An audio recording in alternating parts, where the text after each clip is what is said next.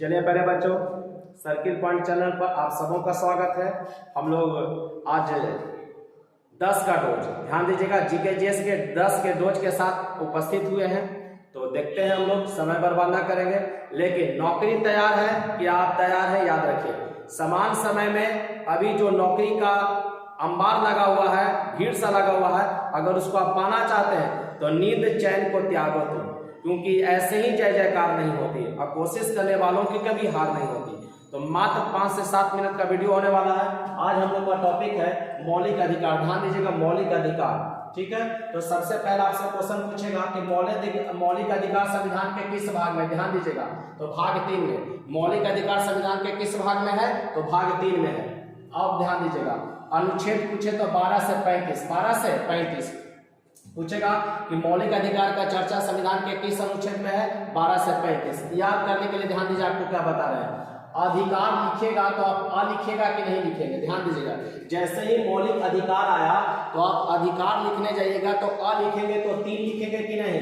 तो मौलिक अधिकार किस भाग में, भाग 3 में। अनुच्छेद कितना, 12 से 35। देख लीजिए, 2 1 जोड़ेंगे तो भी 3 और इसमें 3 लगा हुआ ही है। तो 12 से लेकर 35 तक में किसका चर्चा है, मौलिक अधिकार का। फिर से भाग 3 अनुच्छेद 12 से 35 किस देश से लिया गया है, तो अमेरिका से।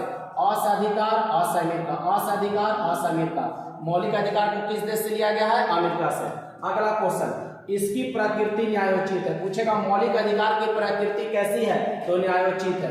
मौलिक अधिकार की प्रकृति कैसी है, न्यायोचित है। न्यायोचित का मतलब यह हुआ कि अगर आपके मौलिक अधिकार का हनन होता है, आपके मौलिक अधिकार का हनन होता है, तो आप डायरेक्ट कहां जा सकते हैं, हाई कोर्ट और सुप्रीम कोर्ट है। HC मतलब हाई कोर्ट और SC मतलब सुप्रीम कोर्ट। कहेगा कि अगर किसी व्यक्ति के मौलिक अधिकार का हनन होता है तो वो व्यक्ति कहां याचिका दायर कर सकता है, तो हाई कोर्ट और सुप्रीम कोर्ट में। तो मौलिक अधिकार की प्रकृति क्या है, न्यायोचित है। कुल मौलिक अधिकार का संख्या पूछेगा 6। पूछेगा कितना, 6। कैसे याद रखेंगे, 3 का 2 गुना कर दीजिए 6। बता रहे 3 फैक्टर, मौलिक अधिकार में 3 का फैक्टर अगर याद रखेंगे तो बहुत सारा क्वेश्चन आपको दिमाग में बन जाएगा।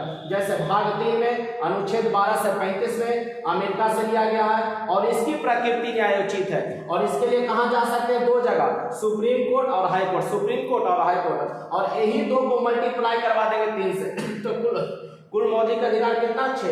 कुल मौलिक अधिकार की संख्या कितना हो जाएगा, 6 हो जाएगा। चलिए, आप देख रहे हैं 10 का डोज एम चक्रवर्ती के साथ प्रतिदिन। चलिए, समता का अधिकार, ध्यान दीजिएगा कि मौलिक अधिकार का कुल संख्या कितना है, तो 6 है। पहला कौन है, समता का अधिकार, अनुच्छेद 14 से 18 में। पूछेगा समता का अधिकार किस अनुच्छेद में है, तो 14 से 18 में है। दूसरा, स्वतंत्रता का अधिकार, इसको समता या समानता भी एक ही चीज है। स्वतंत्रता का अधिकार 19 से 22 में।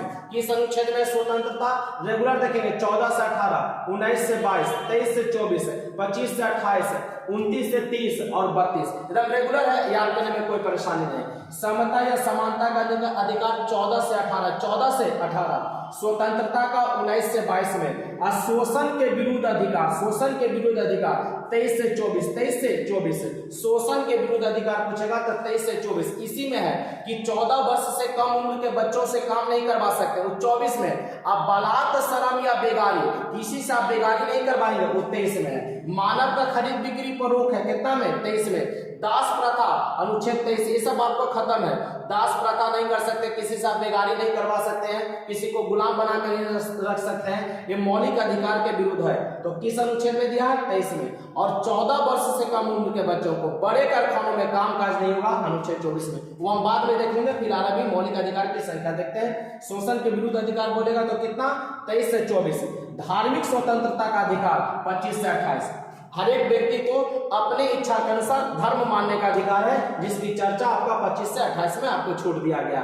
चलिए, शिक्षा और संस्कृति का अधिकार 29 से 23 में। प्रत्येक व्यक्ति को अपनी शिक्षा और संस्कृति को बनाए रखने का, बचाए रखने का अधिकार है, जिसका चर्चा अनुच्छेद 29 और 30 में। अगर कोई व्यक्ति ऐसा अपराध करता है जो आपके शिक्षा संस्कृति को नष्ट करने का प्रयास करता है, तो आप सीधे कहां जाइएगा, हाई कोर्ट या सुप्रीम कोर्ट। हाई कोर्ट या सुप्रीम कोर्ट, डायरेक्ट आप अर्जी दे सकते हैं। चलिए, संवैधानिक उपचारों का अधिकार अनुच्छेद 32, संवैधानिक उपचारों का अधिकार अनुच्छेद 32। चलिए, नोट करके इसमें पॉइंट लिखेगा। अनुच्छेद 32 को डॉक्टर भीमराव अंबेडकर ने संविधान की आत्मा कहा। अनुच्छेद 32 को डॉक्टर भीमराव अंबेडकर ने संविधान की आत्मा कहा। किस अनुच्छेद को संविधान की आत्मा कहा गया? अनुच्छेद 32 को। किस अनुच्छेद को? अनुच्छेद 32 को संविधान का क्या कहा गया? आत्मा कहा गया। चलिए, इस अनुच्छेद को, अनुच्छेद 32 को किसने कहा? डॉक्टर भीमराव अंबेडकर। नोट करके लिखिएगा, कौन सा अनुच्छेद संविधान का आत्मा कहलाता है? अनुच्छेद 32। किसने कहा?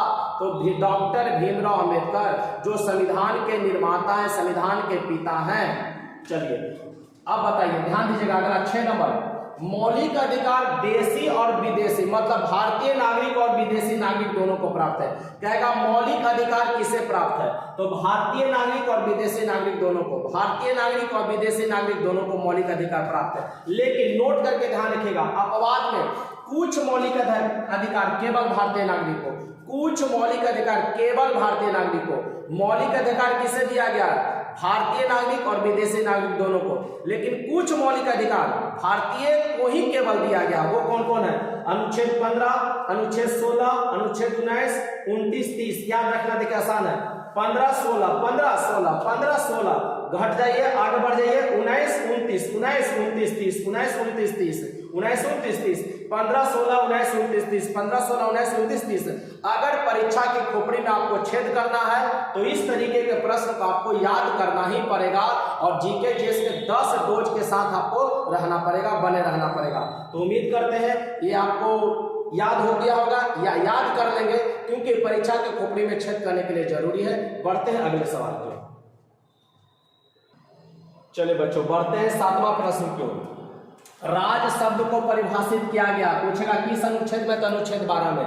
राज शब्द को परिभाषित किया गया किस अनुच्छेद में? अनुच्छेद 12 में। मूल अधिकारों का सुरक्षा कवच कौन सा अनुच्छेद? अनुच्छेद 13।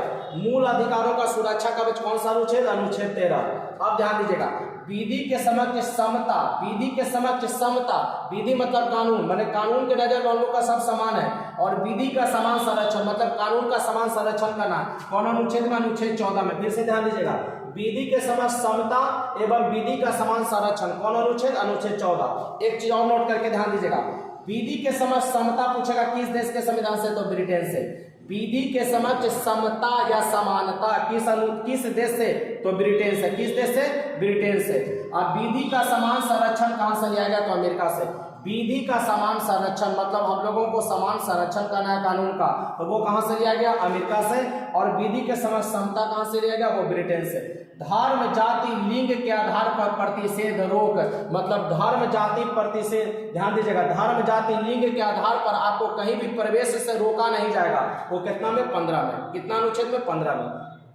धर्म जाति लिंग के आधार पर प्रतिषेध या रोक कितना में? 15 में। आपको कोई नहीं रोक सकता है कि आप इस जाति के हैं, यहाँ पर आपका एडमिशन नहीं हो सकता है। वो हाँ, एक चीज और ध्यान रखिएगा, अपवाद है वो, राज्य सरकार चाहे तो छूट दे सकता है। जैसे आप सुनते होंगे एससी के लिए, एसटी के लिए वो इतना सीट आरक्षित है, वो राज्य सरकार के ऊपर डिपेंड करता है। ऐसे किसी भी व्यक्ति के लिए धर्म जाति लिंग के आधार पर कोई भेदभाव नहीं किया गया कि आप लड़की हैं चाहे आप लड़का है तो आपके साथ ये व्यवहार होगा। हाँ, अपवाद अलग है कि वो एक पंक्ति में अगर आप देखते होंगे, जैसे रेलवे काउंटर पर आप जाइए तो लड़कियों का एक अलग कतार है, वो एक सुरक्षा के दृष्टिकोण से कोई, लेकिन लिंग जाति के आधार पर किसी प्रकार का भेदभाव नहीं किया गया। वो कितना में है? अनुच्छेद 15 में।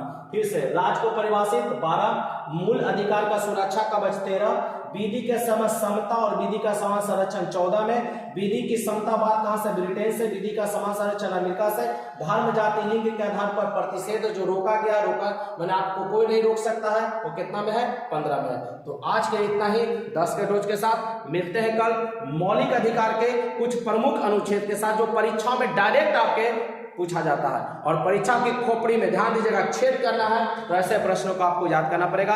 आज के लिए इतना ही, मिलते हैं कल, तब तक के लिए बेस्ट ऑफ लक। जय हिंद, जय भारत।